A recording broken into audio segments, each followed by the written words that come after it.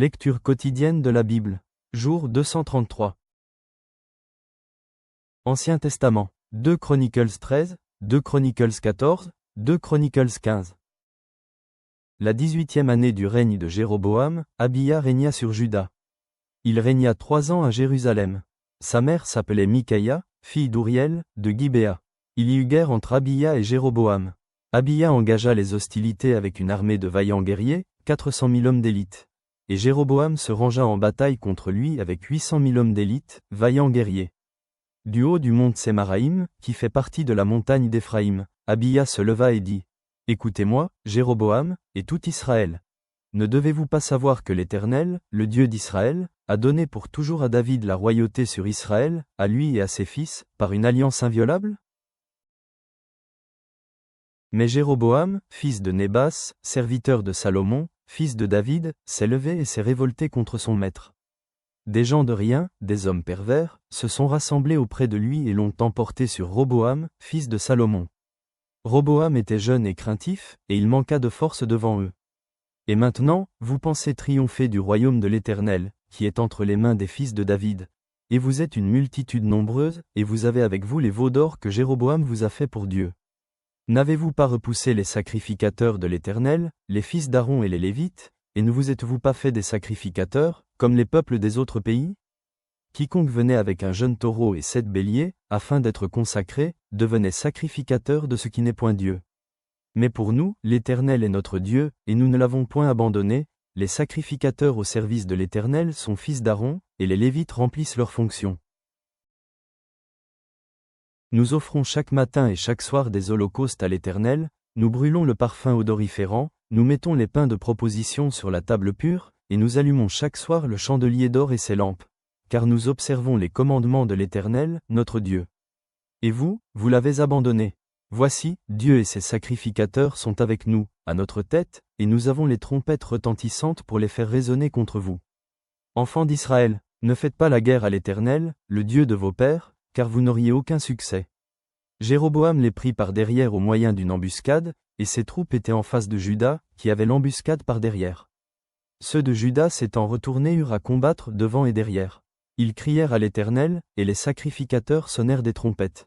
Les hommes de Juda poussèrent un cri de guerre et, au cri de guerre des hommes de Juda, l'Éternel frappa Jéroboam et tout Israël devant Abia et Juda. Les enfants d'Israël s'enfuirent devant Juda, et Dieu les livra entre ses mains. Abia et son peuple leur firent éprouver une grande défaite, et 500 000 hommes d'élite tombèrent morts parmi ceux d'Israël. Les enfants d'Israël furent humiliés en ce temps, et les enfants de Juda remportèrent la victoire, parce qu'ils s'étaient appuyés sur l'Éternel, le Dieu de leur père. Abia poursuivit Jéroboam et lui prit des villes, Béthel et les villes de son ressort, Jescana et les villes de son ressort, et Ephron et les villes de son ressort.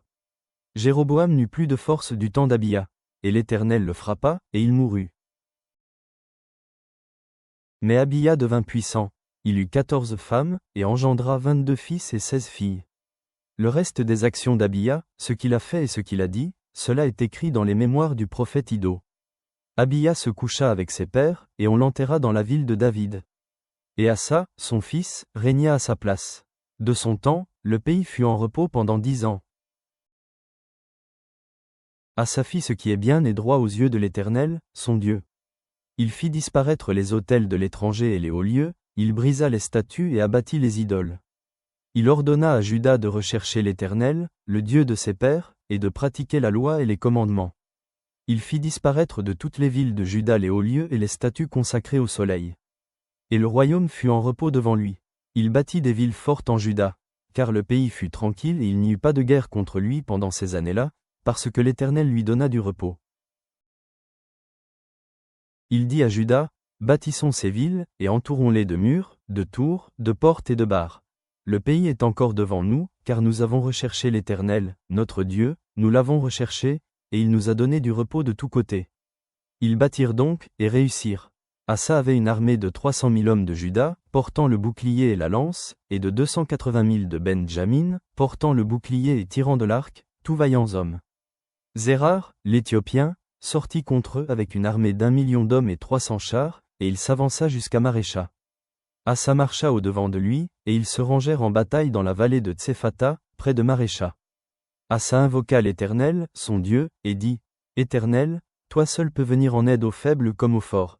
Viens à notre aide, Éternel, notre Dieu. Car c'est sur toi que nous nous appuyons, et nous sommes venus en ton nom contre cette multitude. Éternel, tu es notre Dieu, que ce ne soit pas l'homme qui l'emporte sur toi. » L'Éternel frappa les Éthiopiens devant Asa et devant Juda, et les Éthiopiens prirent la fuite. Asa et le peuple qui était avec lui les poursuivirent jusqu'à Guérar, et les Éthiopiens tombèrent sans pouvoir sauver leur vie, car ils furent détruits par l'Éternel et par son armée. Asa et son peuple firent un très grand butin. Ils frappèrent toutes les villes des environs de Guérar, car la terreur de l'Éternel s'était emparée d'elles, et ils pillèrent toutes les villes, dont les dépouilles furent considérables. Ils frappèrent aussi les tentes des troupeaux, et ils emmenèrent une grande quantité de brebis et de chameaux. Puis ils retournèrent à Jérusalem. L'Esprit de Dieu fut sur Azaria, fils d'Obed, et Azaria alla au-devant d'Asa et lui dit, « Écoutez-moi, Asa, et tout Juda et Benjamin. L'Éternel est avec vous quand vous êtes avec lui. Si vous le cherchez, vous le trouverez. Mais si vous l'abandonnez, il vous abandonnera. » Pendant longtemps il n'y a eu pour Israël ni vrai Dieu, ni sacrificateur qui enseignât, ni loi. Mais au sein de leur détresse ils sont retournés à l'Éternel, le Dieu d'Israël, ils l'ont cherché, et ils l'ont trouvé. Dans ces temps-là, point de sécurité pour ceux qui allaient et venaient, car il y avait de grands troubles parmi tous les habitants du pays. On se heurtait peuple contre peuple, ville contre ville, parce que Dieu les agitait par toutes sortes d'angoisses. Vous donc, fortifiez-vous, et ne laissez pas vos mains s'affaiblir, car il y aura un salaire pour vos œuvres. Après avoir entendu ces paroles et la prophétie d'Obed le prophète, Asa se fortifia et fit disparaître les abominations de tout le pays de Juda et de Benjamin et des villes qu'il avait prises dans la montagne d'Éphraïm, et il restaura l'autel de l'Éternel qui était devant le portique de l'Éternel. Il rassembla tout Juda et Benjamin, et ceux d'Éphraïm, de Manassé et de Siméon qui habitaient parmi eux, car un grand nombre de gens d'Israël se joignirent à lui lorsqu'ils virent que l'Éternel, son Dieu, était avec lui. Ils s'assemblèrent à Jérusalem le 3e mois de la 15e année du règne d'Asa. Ce jour-là, ils sacrifièrent à l'Éternel, sur le butin qu'ils avaient amené, 700 bœufs et 7000 brebis. Ils prirent l'engagement de chercher l'Éternel, le Dieu de leur père, de tout leur cœur et de toute leur âme. Et quiconque ne chercherait pas l'Éternel, le Dieu d'Israël, devait être mis à mort, petit ou grand, homme ou femme. Ils jurèrent fidélité à l'Éternel à voix haute, avec des cris de joie, et au son des trompettes et des cors. Tout Juda se réjouit de ce serment, car ils avaient juré de tout leur cœur, ils avaient cherché l'Éternel de plein gré, et ils l'avaient trouvé, et l'Éternel leur donna du repos de tous côtés. Le roi Asa enleva même à Maaka, sa mère, la dignité de reine, parce qu'elle avait fait une idole pour Astarté. Asa abattit son idole, qu'il réduisit en poussière, et la brûla au torrent de Cédron. Mais les hauts lieux ne disparurent point d'Israël, quoique le cœur d'Asa fût en entier à l'Éternel pendant toute sa vie. Il mit dans la maison de Dieu les choses consacrées par son père et par lui-même, de l'argent, de l'or et des vases. Il n'y eut point de guerre jusqu'à la 35e année du règne d'Asa. Nouveau Testament, 1 Corinthiens 14 sur 20-40. Frères, ne soyez pas des enfants sous le rapport du jugement, mais pour la malice, soyez enfants, et, à l'égard du jugement, soyez des hommes faits. Il est écrit dans la loi, c'est par des hommes d'une autre langue et par des lèvres d'étrangers que je parlerai à ce peuple, et ils ne m'écouteront pas même ainsi, dit le Seigneur. Par conséquent, les langues sont un signe, non pour les croyants, mais pour les non-croyants. La prophétie, au contraire, est un signe, non pour les non-croyants, mais pour les croyants. Si donc, dans une assemblée de l'Église entière, tous parlent en langue, et qu'il survienne des hommes du peuple ou des non-croyants, ne diront-ils pas que vous êtes fous? Mais si tous prophétisent, et qu'il survienne quelque non-croyant ou un homme du peuple, il est convaincu par tous, il est jugé par tout, les secrets de son cœur sont dévoilés, de telle sorte que, tombant sur sa face, il adorera Dieu, et publiera que Dieu est réellement au milieu de vous. Que faire donc, frères? Lorsque vous vous assemblez, les uns ou les autres parmi vous ont-ils un cantique, une instruction, une révélation, une langue, une interprétation, que tout se fasse pour l'édification. En est-il qui parle en langue, que 2 ou 3 au plus parlent, chacun à son tour, et que quelqu'un interprète? S'il n'y a point d'interprète, qu'on se taise dans l'Église, et qu'on parle à soi-même et à Dieu. Pour ce qui est des prophètes, que 2 ou 3 parlent, et que les autres jugent. et si un autre qui est assis a une révélation, que le premier se taise. Car vous pouvez tous prophétiser successivement, afin que tous soient instruits et que tous soient exhortés. Les esprits des prophètes sont soumis aux prophètes, car Dieu n'est pas un Dieu de désordre, mais de paix.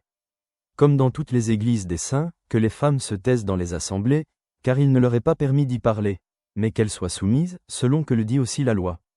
Si elles veulent s'instruire sur quelque chose, qu'elles interrogent leur mari à la maison, car il est malséant à une femme de parler dans l'église. Est-ce de chez vous que la parole de Dieu est sortie? Ou est-ce à vous seul qu'elle est parvenue? Si quelqu'un croit être prophète ou inspiré, qu'il reconnaisse que ce que je vous écris est un commandement du Seigneur. Et si quelqu'un l'ignore, qu'il l'ignore. Ainsi donc, frères, aspirez au don de prophétie, et n'empêchez pas de parler en langue. Mais que tout se fasse avec bienséance et avec ordre. Psaume 101 sur 1-8.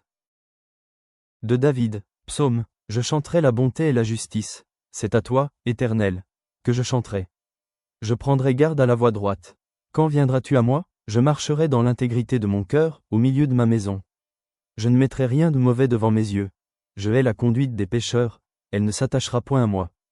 Le cœur pervers s'éloignera de moi, je ne veux pas connaître le méchant. Celui qui calomnie en secret son prochain, je l'anéantirai. Celui qui a des regards hautains et un cœur enflé, je ne le supporterai pas. J'aurai les yeux sur les fidèles du pays, pour qu'ils demeurent auprès de moi. Celui qui marche dans une voie intègre sera mon serviteur. Celui qui se livre à la fraude n'habitera pas dans ma maison. Celui qui dit des mensonges ne subsistera pas en ma présence. Chaque matin j'anéantirai tous les méchants du pays, afin d'exterminer de la ville de l'Éternel tous ceux qui commettent l'iniquité.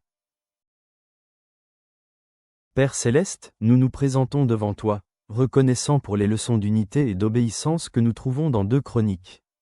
En méditant sur l'engagement d'Asa à te chercher et à guider son peuple dans la justice, inspire-nous à poursuivre la sainteté dans nos propres vies. À travers 1 Corinthiens, rappelle-nous de cultiver l'amour et la clarté dans notre communication, afin que nos paroles édifient les uns les autres. Comme le psalmiste, puissions-nous aspirer à l'intégrité et à la dévotion dans nos actions, reflétant ta lumière au monde qui nous entoure. Garde nos esprits dans ta paix parfaite. Amen.